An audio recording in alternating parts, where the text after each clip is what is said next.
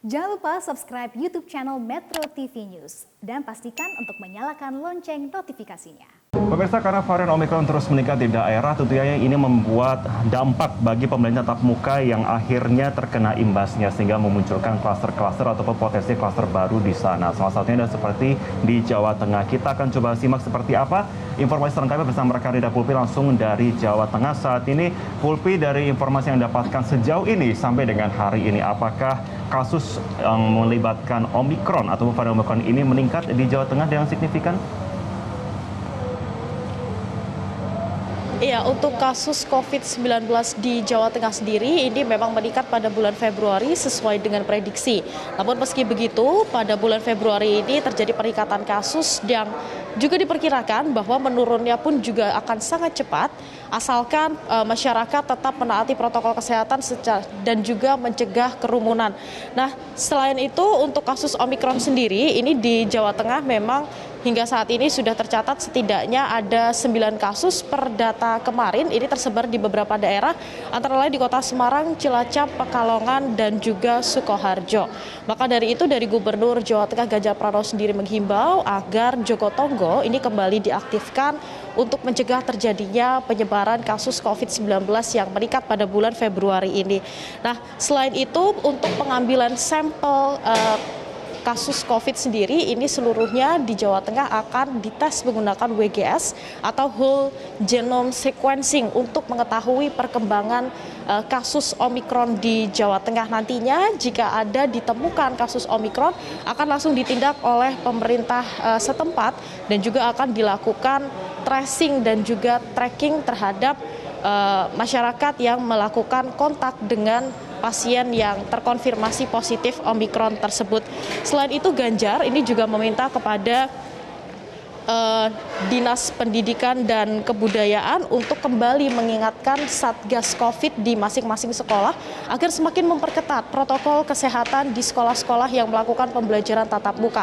Apalagi Marvin, pada saat ini sekolah-sekolah di Jawa Tengah ini sudah melakukan pembelajaran tatap muka 100%, baik bagi sekolah negeri maupun sekolah swasta.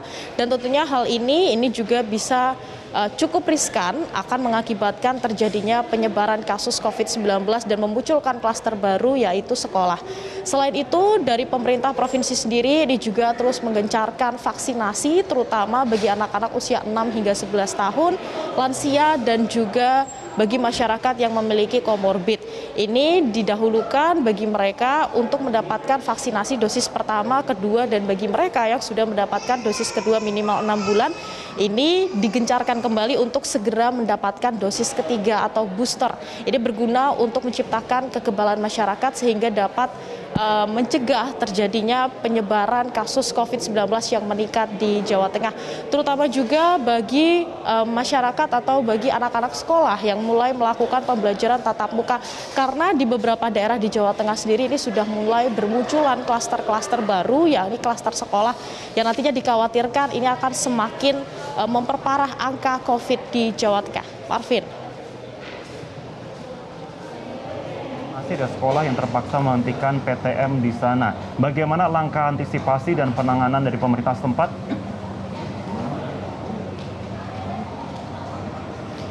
Iya, untuk penanganan dari pemerintah setempat sendiri, utamanya ini di daerah Sukoharjo, ada sekolah yang terpaksa ditutup setidaknya selama 10 hari karena ditemukan 79 siswanya positif COVID-19. Ini dari pemerintah sendiri menutup sekolah, kemudian juga memperketat protokol kesehatan serta meminta kepada sekolah-sekolah lainnya untuk mengaktifkan kembali Satgas COVID-19-nya. Dan dari 79 siswa ini yang mengalami positif ini sudah menjalani isolasi mandiri di wisma sekolah dan juga diawasi oleh pihak yayasan serta dari pihak puskesmas tempat. Nah, ini awalnya ada beberapa siswa dari SMA IT Nur Hidayah Kartasura Sukoharjo yang pada hari Rabu tanggal 22 Januari kemarin ini mengalami sakit. Kemudian setelah dites ternyata mengalami positif COVID-19 dan akhirnya dilakukan tracing dari 180 siswa dan ditemukan 35 siswa hasilnya reaktif. Setelah itu tracing ini kembali diperluas dan dari 163 siswa hasilnya ada 40 siswa yang terkonfirmasi positif COVID-19 sehingga keseluruhan ada 79 siswa dari sekolah tersebut yang mengalami positif COVID-19. Hingga saat ini seluruhnya dalam keadaan sehat dan masih menjalani isolasi mandiri. Nah, dari pemerintah setempat sendiri ini menghimbau agar protokol kesehatan terus diperketat agar tidak terjadi klaster-klaster baru. Seperti yang disampaikan oleh Joko Miranto, Camat Kartasura berikut ini.